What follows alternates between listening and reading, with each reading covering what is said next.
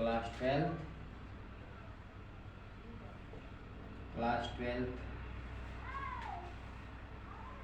आव्यूह मैट्रिक्स।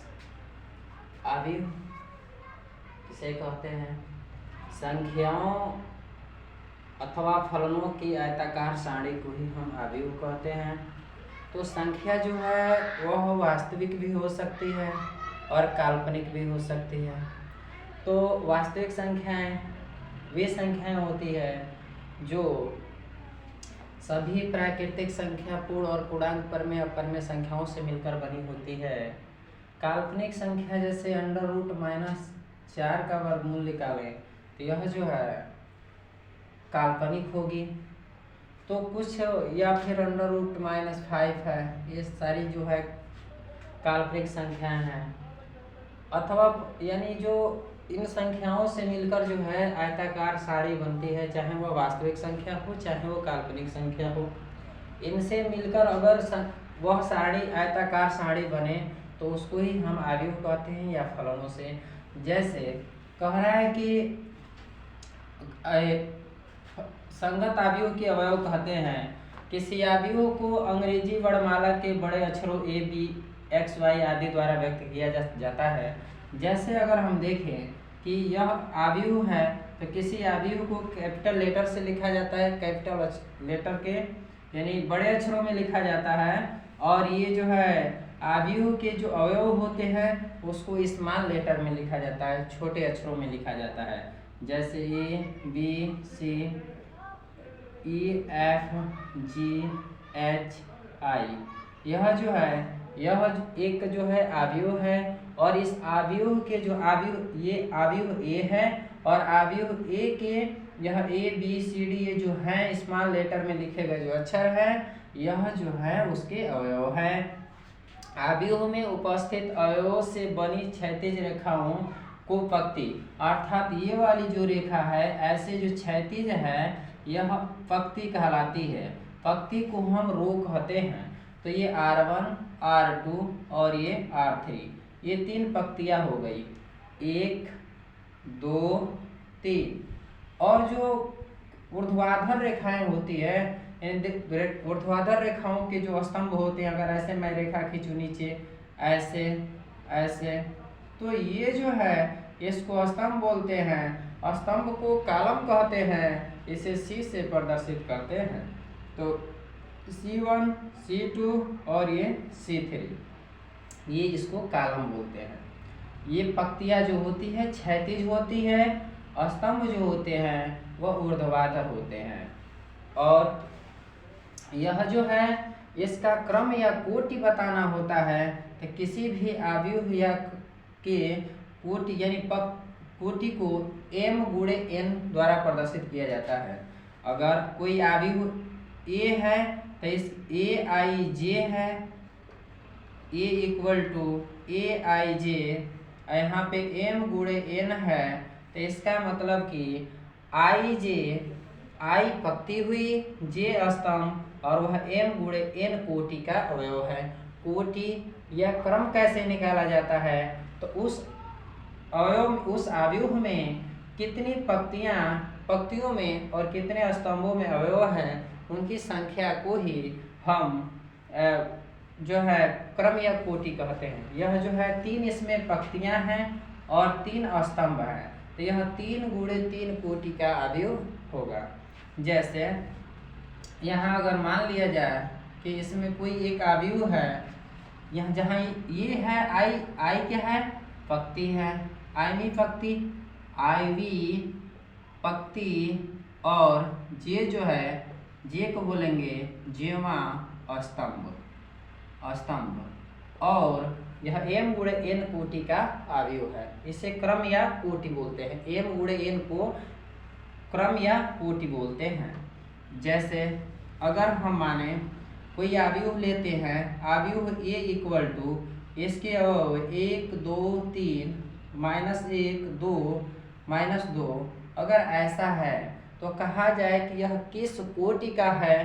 तो यह जो है इसमें देखा जाए तो एक पहले पंक्तियों की काउंटिंग गणना की जाती है और उसके बाद स्तंभों की। तो यहाँ देखा जाए एक पंक्ति पहली हो गई R1 और ये हो गई R2, अर्थात इसका जो यह किस क्रम का होगा, तो पहले पंक्ति को लिखा जाता है उसके बाद स्तंभ को। तो इसमें 2 गुणे यानी पंक्ति जो है 1 1 2 है, तो यह 2 और स्तंभ कितने होंगे 1 2 3, तो यह 2 गुणे 3 कोटि या क्रम का अवयव है। अब क्या करते हैं, इसमें जो है पंक्ति देखते हैं कितनी पंक्तियां हैं भाई, तो ये पंक्ति जो है 1 और 1 2 पंक्ति हो गई, यानी क्षैतिज ऐसे जो होती है वो पंक्ति होती है, ये पंक्ति हो गई। अगर स्तंभ के बारे में बात किया जाए तो स्तंभ जो होते हैं ऊर्ध्वाधर होते हैं 1 2 3, अर्थात ये 3 स्तंभ हुए। तो पंक्तियों और स्तंभों से मिलकर कोटि बनती है, तो यह 2 पंक्ति थी और 3 स्तंभ थे, तो यह 2 गुणे 3 कोटि का अवयव क्रम कोटि का अवयव है।